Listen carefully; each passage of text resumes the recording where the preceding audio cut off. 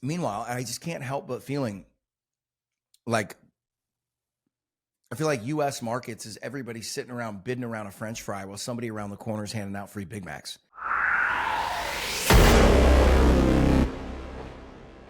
The opinions expressed in this program are for general informational purposes only and are not intended to provide specific advice or recommendations for any individual or on any specific security. It is only intended to provide education about the financial industry. To determine which investments may be appropriate for you, consult your financial advisor prior to investing. Any past performance discussed during this program is no guarantee of future results. Any indices referenced for comparison are unmanaged and cannot be invested into directly. Any references to performance of securities are thought to be materially accurate and actual performance may differ. As always, please remember investing involves risk and possible loss of principal capital. Please seek advice from a licensed professional.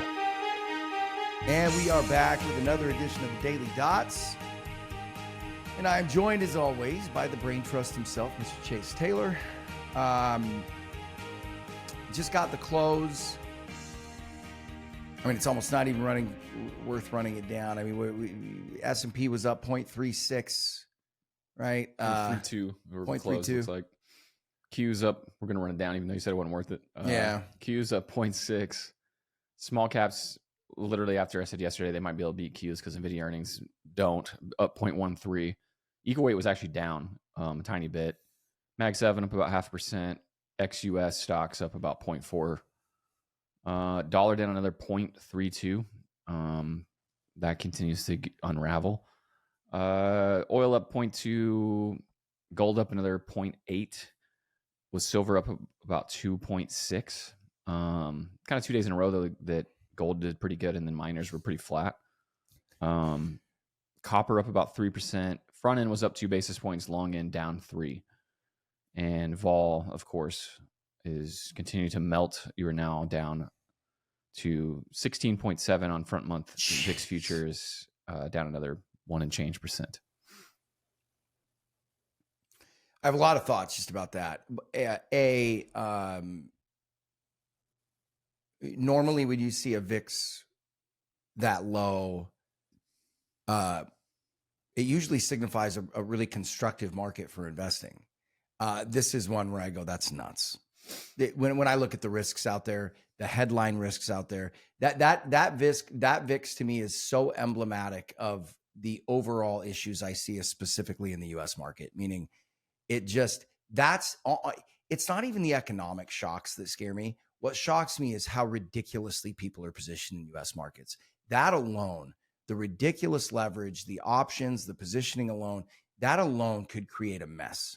You know what I mean? If things bounce through, and I'm not saying I predict that it will, but just we know the positioning in VIX futures is pretty stout too. Like you have the biggest shorts from like kind of leverage players that you've had since 2022. So, and once again, I just see again it points to signs of an unhealthy market to me.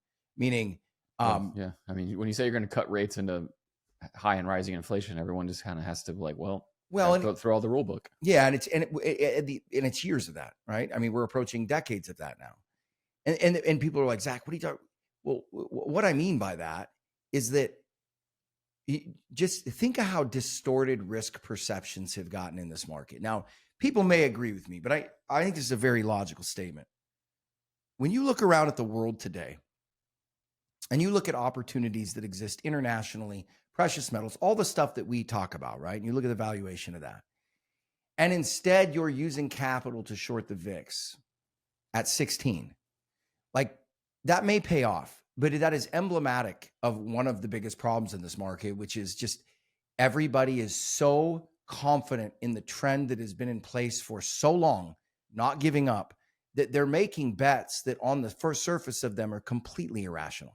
I mean, people are like, what do you mean? It is a silly argument to make, for instance, that there is more convexity in shorting the VIX at 16 than there is in like something like Chinese tech. Yeah, right. That's insane. It's insane. And when you see, now this is in a world too that this is being dominating by 0-day options. So that's insane as well. I'm just saying that you can't press that button that many times. If that alone could end up being a huge market event, just people, that type of positioning, right? Yeah, the VIX market is not a market you want to short squeeze in. God no. And we've learned these lessons. That's the other thing unique about this market is that you learn those lessons and people go back to it doing the same thing. That's the beauty of markets, the human nature. You can't kill it. Unreal. And for home gamers at home, just know that. Make sure that whatever you do, whether you get your money managed by us, money managed by somebody else, do it in your own. Do not touch anything short VIX until, or I would say never, unless you're a pro. Right. Meaning you're watching it 24 hours a day. You're watching Asian Opens overnight, right? Doing all the stuff that people are not doing at home. You should never short the VIX, right? Especially at 16. Yeah, especially at 16. Now, we've made good money shorting it from higher levels before. But again, I wouldn't recommend it. Like, just Right. I'd say, generally speaking, leave it alone. Shorting the VIX here, it's not quite as crazy, but it is a very similar thing to being Melvin Capital and increasing your short exposure to GameStop at $5, right? Just meaning... Right. It only makes sense if someone's using it for some sort of weird hedge. Right. The skew is so bad, meaning you have so many ways to lose and so few ways to win. It's just, even if you win, that's the worst thing that could happen, because then you'll probably bet bigger and just give, like, people need to understand things like that, right? Shorting the VIX, it's not if, it's when. If you do it long enough, you will get raked. Yeah, it's classic picking up nickels in front of the steamroller. 100%. Which, steamrollers are slow, so you get away with it for a little while, but then Until you you trip over don't. your shoestring. Yeah, until you don't. Until you don't, baby. So anyway, and again, I'm not pointing to anything macro. I just sit there and look at a world today with what you see going on in the macro picture, stocks like Tesla, where they're at, the VIX at 16, and just going, okay, have fun with that one. Yeah. I'll tell you another one. It's amazing to me, the myopic focus on U.S. markets. Shorting the VIX is just, you would swear markets thought the only place you could conduct any trades in was just the U.S.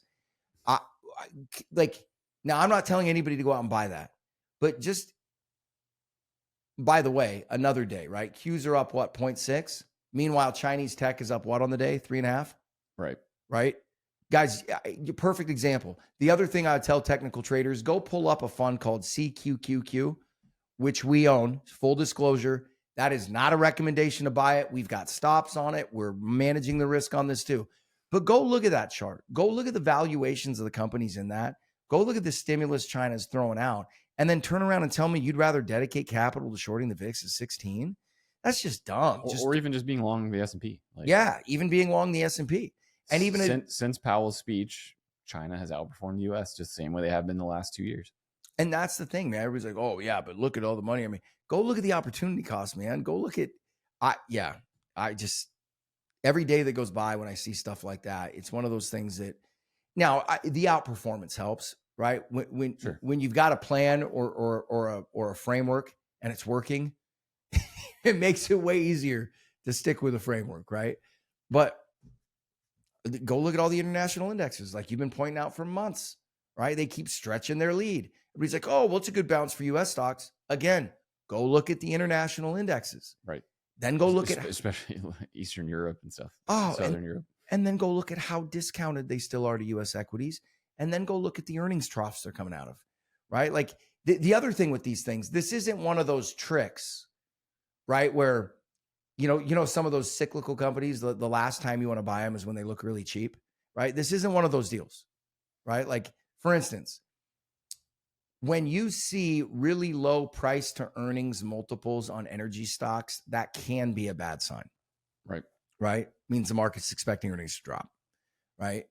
Conversely, some of the best time to buy commodity stocks, specifically energy stocks, can be when their earnings look ridiculous, where their PE ratios look ridiculous, right? For instance, for those wondering what we mean by that, go back and take a look at energy stocks, probably like first quarter of 2021, right? And when you had at least 2 or 3 quarters of earnings from the COVID thing, right? When they were selling oil for $30 a barrel, right? When their stocks started running halfway through Q1, and I don't have the data in front of me, but I would bet that several of them looked very expensive on a PE ratio at that point. The funny thing about earnings is they aren't real time the way the price is. Right. And so that's one of the things you got to be careful. My whole point in saying that is those dynamics are not what make and not just China, Asian stocks writ large look so cheap. There's no, there's no weird deal that's making them look artificially expensive or artificially cheap. Yeah. I mean, the rest of the world has been, if you think about it, the rest of the world has been stimulus starved, capital starved, and both of those things are changing. Like it's a big deal. Yeah. Meanwhile, I just can't help but feeling like, I feel like U.S. markets is everybody sitting around bidding around a French fry while somebody around the corner is handing out free Big Macs. Right. You know what I mean? You're just going, what are you doing?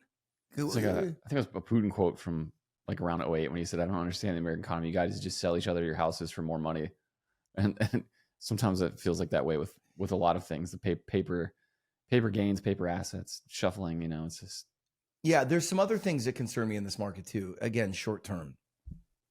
And by this time tomorrow, it could be completely reversed.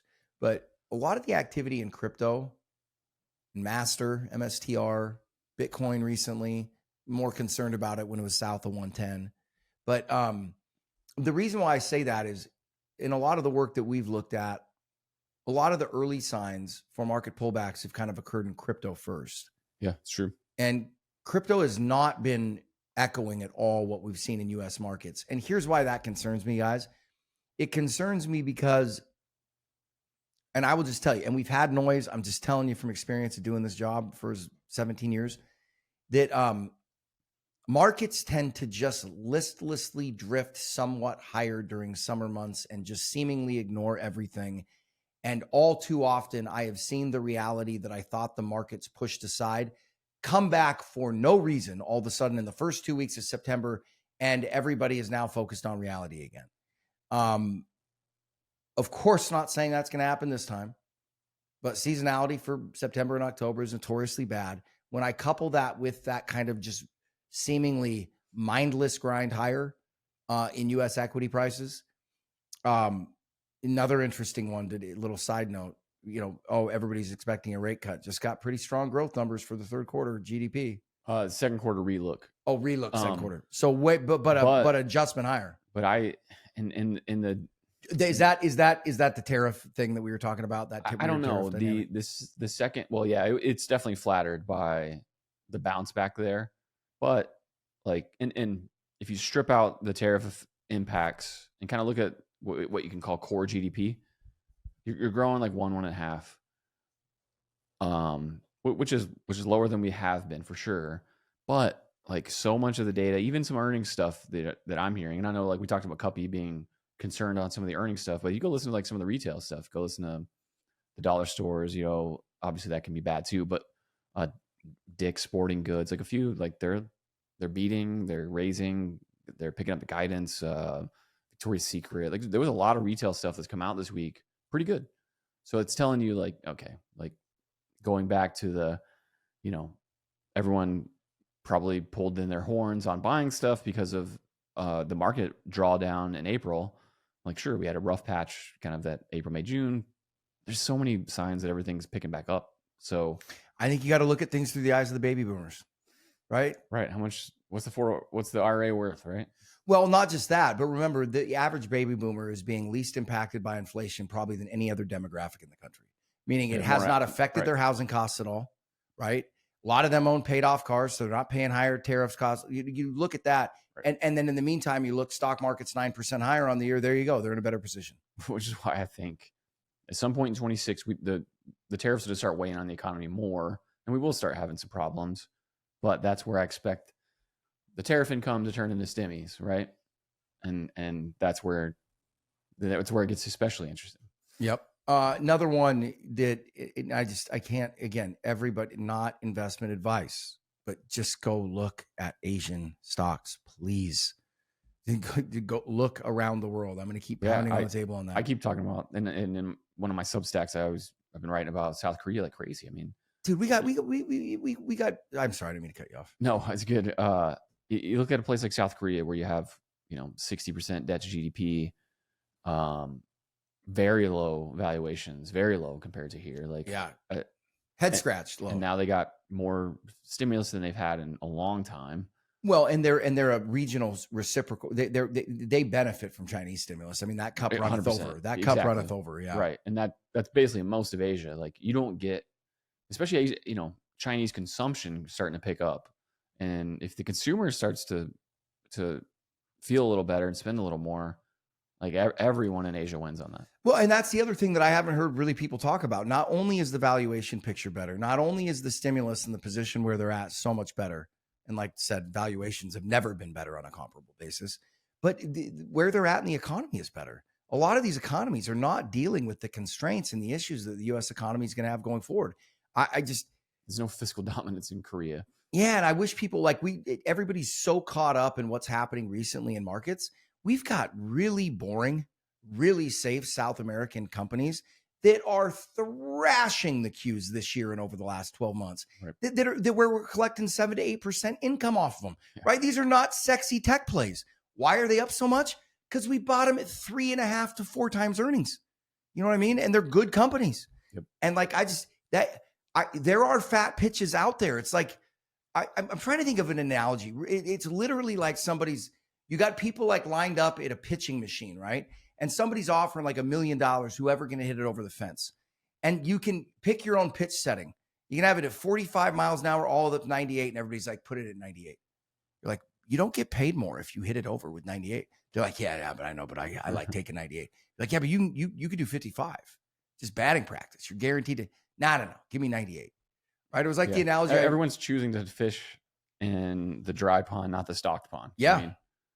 It's incredible to me. And I was just on a call this morning with a client. Dynamite or a worm, and people are choosing worms. Yes. And yeah, great. Yeah, there you go. I prefer the DuPont spinner. I believe that's what it's called. I was having a talk with a client this morning. He's like, hey, what? Yeah, great. I'm really happy about the outperformance, but what'd you guys do? Like, what was the big move? And I go, there hasn't been any. It's actually been really boring. And he goes, what do you mean? I go, we just bought a lot of companies that looked way too cheap around the world that nobody was interested in. And they're just going up a lot because they're really cheap. And he goes, most of them not even fast or anything. It's just, they're just grinding higher. Yeah. And he goes, well, when's a good time to sell them? And I go, well, I don't know, when they quit paying us 8 to 10% dividends, there's ops all over the place. Just nobody's really looking. The opinions expressed in this program are for general informational purposes only and are not intended to provide specific advice or recommendations for any individual or on any specific security. Any references to performance of securities are thought to be materially accurate, and actual performance may differ. Nvidia earnings, we discussed them a little bit yesterday, but kind of a big nothing, little weak guidance. I didn't think it was anything looking at it. I really don't think it should have moved the stock one way or the other that big. Yeah, I mean, they're slowing down, and a lot of people are hammering for that, but yeah, but they're forward earnings out there. I mean, we look at them. They're flying at 100,000 feet. They're dropping to 80. Like, of course, that's happening. Well, and then also, look, unless you see a really big demand pullback on that, or unless you're forecasting some serious margin compression, which some people are, but that could happen. But on a forward earnings basis, now here's the problem for me, and we've talked about this a lot, but for me, here's the problem with Nvidia. There are so many things that could happen that would not be considered bad or damaging to them that could still create a 30 to 40% pullback in the stock. Oh, yeah. Because that's like, and this also is what kills me about this environment. Nobody ever talks about downsides, but that's the downside to 65 and 70% margins, right? Those can get upset drastically in a hurry. And when you have a stock that is priced, even if that valuation looks reasonable, and they're running 70% margins, is Nvidia all of a sudden a dumpster fire if their margins are 50%? Yeah. Of course not. That's still incredible. An amazing business, but right. You can't price it the same. Yeah. And here's what I will tell Nvidia bulls that disagree with me. Enjoy 70% margins while they last, because they won't. How do you know that? Because they never have. Yeah, this is not how the world works. Not how the world works, right? Unless everybody decides they're going to cede to Nvidia and they're going to be the only especially chip manufacturer. with their customers spending more money than they have. Eventually, their customers get so squeezed that they're like, look, it's either you lower it or we don't buy it. Right. So right. And plus competition, obviously. Well, and that's the other thing. But that's the other thing we were saying from the beginning. Those margins attract a lot of competition, and people will be coming after them. And you're already seeing those. You're already seeing several strategies where they're like, look, We're not going to use the optimum. We're not going to use all of the best chips, but we're going to integrate them with some other ones. And we think we can get almost just as good functioning at a significantly, lower price. 70. That to me is the danger. As long as those dynamics hold in place, I don't think Nvidia is that expensive here. It's gotten more expensive for sure. Like I think when we bought it, you're just above 20 times next year's earnings. Now you're at like 32, 33. Oh, okay. I was still thinking about it in terms of where we bought it. Yeah, so you're getting spendy. It's not crazy compared to some of the points it's had, but but if you go 2 years out, 2 years forward, which obviously nobody knows, but 2 years forward, you're at like 26 times earnings. So that's not crazy given what they do, but no, but it's also but it's not cheap anymore. Yeah, it was cheap at 20. The other thing you have to consider too is it's a different sort of product, meaning it's not like an iPhone, right? Where you've got all this brand loyalty and these people all tied to it. If somebody comes up with a chip that does the same thing, or maybe just almost the same thing, or maybe even better, that entire business changes immediately. I still think they do have more moat than people think from their software side. I would agree. But I would agree. And just, on the support side, apparently the support's really good and stuff. So all that matters. But but also what we know about moats may keep the business safe and secure, but moats do not insulate margins from pressure either. Yeah. I mean, that's going to, because if Huawei comes out with a chip that's good enough and they're willing to give it to you way less, then you have to let go of the margins to compete. I mean, that's competition. Yeah. And that and it looks like happen. We might, like Huawei's building, I think 2-3 chip plants as we speak, big multi-billion-dollar chip plants. It's not like some of these other players don't want to compete in this game. Like, so yeah, I mean, it's a matter of time. Yeah. Another one that we bought, and again, I'll be not a recommendation. And we bought kind of as a trade, but also then we kind of started looking at some of the fundamentals and got interested. American Eagle is doing some really smart things on the marketing side. That's for sure. They're really smart on the marketing side. And just because a company is doing things smart on the marketing side doesn't mean they're executing well. But you know what's funny about that? My personal experience with that is that whenever I've seen really smart marketing and really effective marketing, usually that's accompanied with good execution. Do you know what I'm talking about? Yeah. That correlation has rung true for me in my career more than I would expect it to. Meaning, usually you'd say, okay, well, yeah, you're great at selling the sizzle, but that has no correlation to how you cook a steak. That's just not what I've seen in my experience. When I've seen really smart, catchy advertising that's outside the box, it's just where you're like, oh, that was good.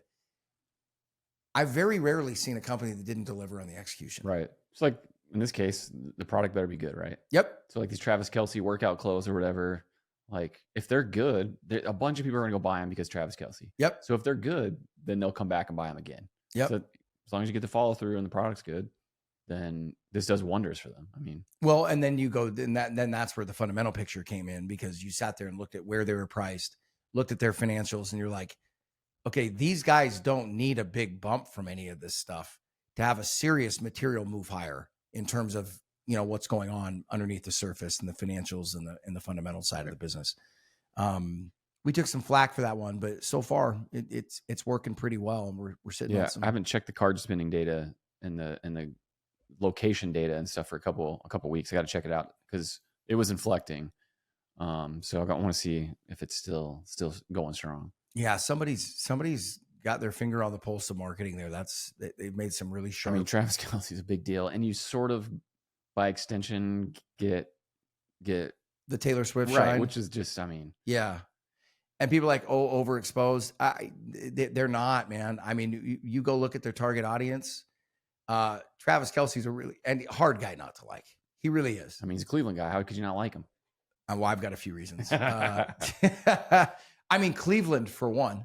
So speaking of the I hold that city against people. The Browns social media account, after it was announced, came out and said, "Gotta love seeing a Clevelander get engaged to their podcast guest." And I was like, "That's great."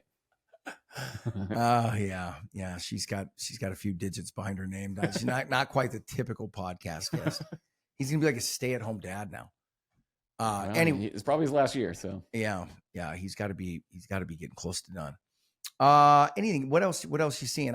Not a lot of movement in rates. That's kind of paused out. What else you seeing? So yeah, we had a little bit of data today. Jobless claims, both initial and continuing, came in better than expected. So again, like this data keeps showing, like, yeah, we may be growing at 1 instead of 3, but we are not. Like, we're not in a recession. Pending home sales though, bad. So like that's like the one super like bad like part of the market right now. Like, no doubt, home prices negative the last 3 months. Pending home sales bad. Like, you've had some decent moves in like existing home sales and stuff, but not enough to really move the needle. I think we have to have 5.5% mortgage rates before any of this matters. Speaking of, something we talked about recently, it is 30% of mortgage owners that are above 5% now, which is a good bit. 30%? Yeah, and 20 of those are above 6. So how? I know that many people have had to transact or pull money out or something in the last. That blows my mind. But if you think about it, I mean, 2020 is 5 years ago. I know. I just can't. I can't imagine. I mean, I guess I'm paying. Right. We're both in that camp. Yeah. In that 30%. Yeah. So I forgot about that. So like, that's still not nearly as much stimulus as you normally get whenever rates go down, where everyone gets to refi. But you get down under 5, and a whole bunch of people do. But good luck getting under 5, I guess.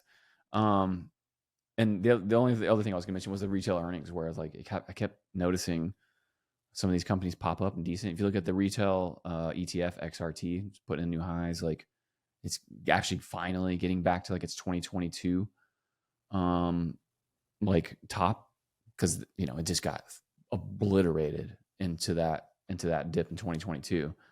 And it's nice to see is like Nike shareholders that other retail names are starting to pick up. Like, people are kind of getting back into spending money on some of that stuff, which again does not suggest imminent recession by any means.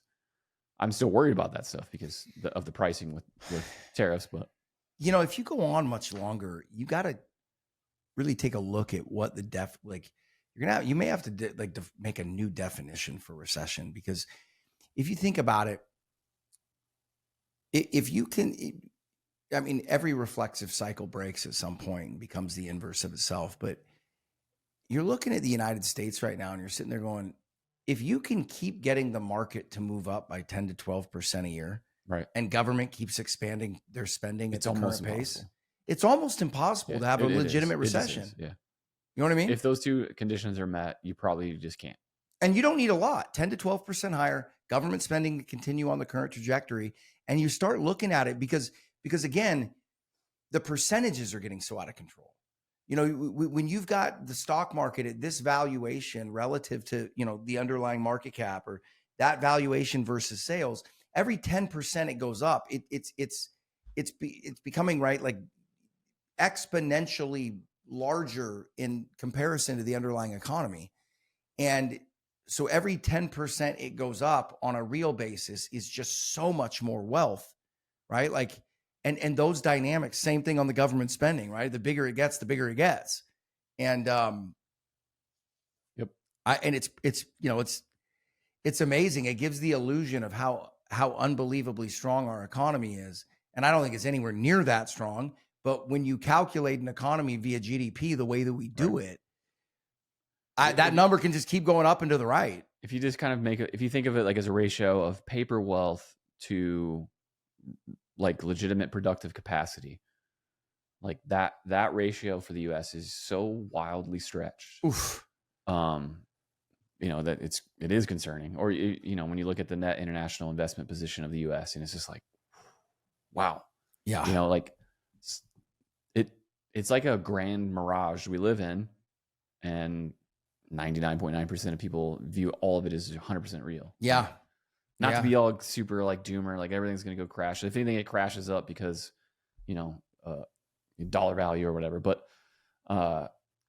it's just concerning. And it's one of the reasons being positioned overseas just makes so much sense, because if that ever gives way and turn the water hose back around the other way. Well, the other thing too is that I feel like you're kind of getting to a point where if you have a positive, like one of the reasons you should start investing is if you have a positive outlook on the U.S. economy. And the reason why I'm saying that is if things look good in the U.S. economy over the next year, God, they're going to look great internationally. Yeah. On a comparable base. You know what I mean? Like you look at the stimulus that's going on overseas. If the U.S. is having a good time of it, I just look at these other places that will probably be having a better time with equities that are 5 to 6 times, 1/5 to 1/6 as expensive as U.S. equities. I just, it's funny because and for this reason, I feel like we've got too much U.S. exposure as I'm sitting here talking about it. I feel like that every day. I know. But at the same time, if you're going to run it hot and cut rates and all that stuff, this is what you get. But what I was going to say, for China, when I think about them and they're finally starting to put their own consumption as a priority instead of let's see how much crap we can export to America. But you reach a point where you can't get overexposed to American consumer, because at some point that paper wealth becomes a little bit of an issue in America, and the consumer goes, I don't need your stuff. I can't afford it. And then you don't want to be China sitting there going how much of our economy is tied to the American consumer? Yeah. And that could really catch people off guard because it's so atypical, right? I mean, you could have that happen and not even see a dip in wages. You could see wages continue to go up, and you could see a stock market pullback that led to a nasty recession because like I said, I mean, it may literally play out that way. Right? Yeah. I mean, look, bottom line is get a 25 to 30% pullback in S&P 500. And I guarantee you will watch baby boomer spending pull back hard. Oh, big time. Yeah. Just, you could short the airlines and the restaurants and everything. And you know, market Nate, dude. Yeah. That's the line from Pick Lebowski, in case you it makes me want to look at the correlation of a 2-month lag on a big pullback with some of those consumption numbers, you know? Yeah. Yeah. It's a weird deal. You've got to entertain so many weird things right now just because you're so uncharted, right? Like, for instance, walking through, and the crazy thing is a lot of these things, we've said them before, but they were eventuallys, someday. You're looking and going, you're kind of there. Yeah. Looking at the size of the stock market in relationship to the size of the underlying economy, government spending in relation to the same thing. And you're like, God dang, if those things continue on their current trajectory, and there's an upside down. You may never have a recession. Yeah. There's an upside down world where things that used to be trailers getting pulled by the truck are now you have trailers pulling trucks, and it's just that's interesting. And they've been doing it for a while. Yeah. And, the economy used to make the market move. Now really it's the other way around. And that's the market one is example the of things that are kind of upside down from what they were 20, 30 years ago. And it used to be so true. The market isn't the economy. And you're like, today it is. Now it is. Yeah, now it is. All right. I got nothing else. Good to go. All right, you guys, as Cougs. always. Oh, geez, here we go. Cleveland and the University of Houston. It always play tonight. the same. It's a big opener. I mean, the whole country's waiting on bated breath for this game. I'll see them all at 5:00 Pacific. Cougar football, man. And when I say Cougar football, people, I'm not talking about Washington State. Never heard of them. Yeah, keep that name out of your mouth, right? So go blue. Rest in peace, Mike Leach, though. Yeah, there you go. Yeah, it's a good man. Anyway, as always, you can follow us on social media. Just search on YouTube, Know Your Risk Podcast. Search it on Google, Know Your Risk Podcast. Go to knowyourriskpodcast.com. Follow and subscribe. Have a wonderful evening. We will be back tomorrow for the end of the week show. Longer show, hour-long show, maybe even a little longer. We'll see. Anyway, have a wonderful night. We'll see you tomorrow. You're listening to Know Your Risk Podcast. Download and subscribe at knowyourriskpodcast.com. Investment advice cannot be given without a client service agreement. Zach Abraham is an investment advisor representative of Trek Financial, an SEC-registered investment advisor. Bulwark Capital Management is a marketing name only and does not carry a separate registration.